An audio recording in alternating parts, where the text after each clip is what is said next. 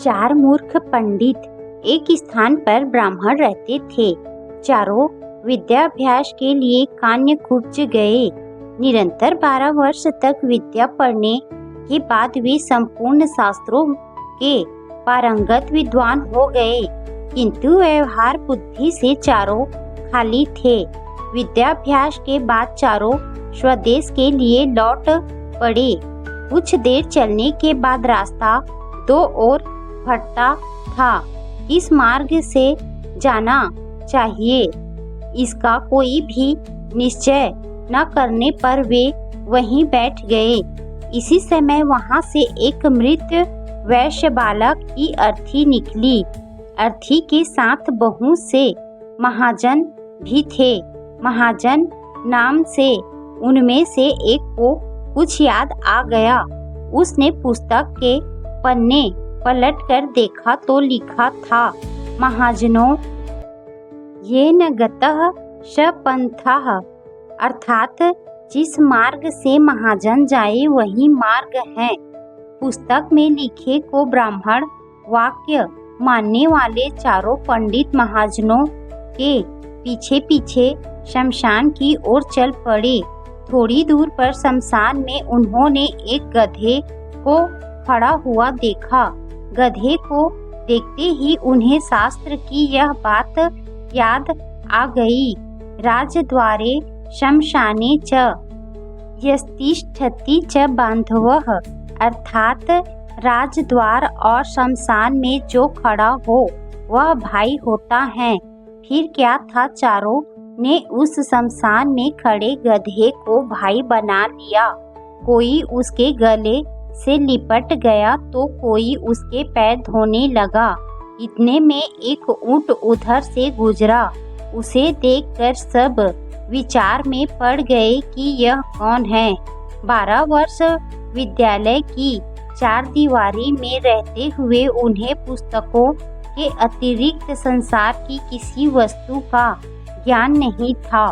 ऊंट को वेग से भागते हुए देखकर उनमें से एक को पुस्तक में लिखा यह वाक्य याद आ गया, धर्मस्य त्वरिता गतिः, अर्थात धर्म की गति में बड़ा वेग होता है।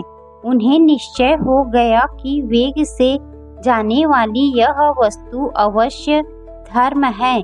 उसी समय उनमें से एक को याद आया, इष्ट धर्मेण योजयेत, अर्थात धर्म का संयोग इष्ट से करा दे।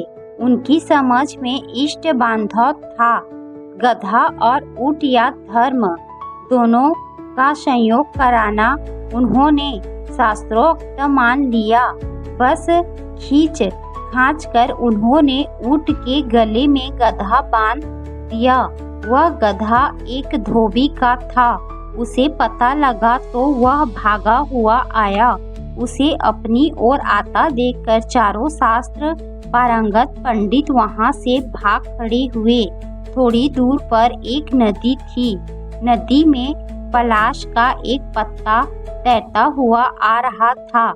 इसे देखते ही उनमें से एक को याद आ गया, आगमिष्यति यत् पत्रम तद्मास्तारयिष्यति, अर्थात जो पत्ता तैरता हुआ आ गया वही हमारा उद्धार करेगा।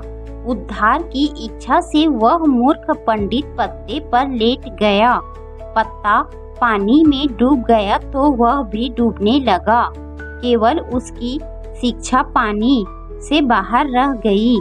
इसी तरह बहते बहते जब वह दूसरे मूर्ख पंडित के पास पहुंचा तो उसे एक और शास्त्रोक्त वाक्य याद आ गया, सर्वनाशे समुत्पन्ने अर्ध त्यजति, पंडित अर्थात संपूर्ण का नाश होते देखकर आधे को बचा ले और आधे का त्याग कर दे।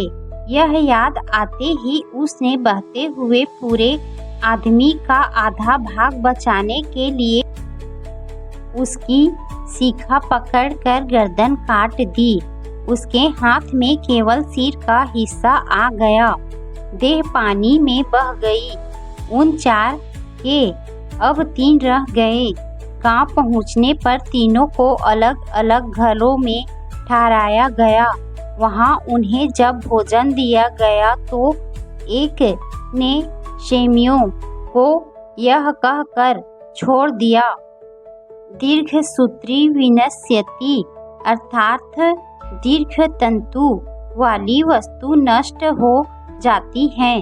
दूसरे को रोटियां दी गई तो उसे याद आ गया, अति विस्तीर्ण तद्भद्वेन चिरायुषम, अर्थात बहुत फैली हुई वस्तु आयु को घटाती है। तीसरे को छिद्र वाली वटिका दी गई तो उसे याद आ गया, छिद्रेष्यवंथान बहुली भवंती, अर्थात छिद्र वाली वस्तु में बहुत अनर्थ होते हैं। परिणाम यह हुआ कि तीनों की जग हसाई हुई और तीनों भूखे भी रहे। कहानी की सीख, व्यवहार बुद्धि के बिना पंडित भी मूर्ख ही रहते हैं।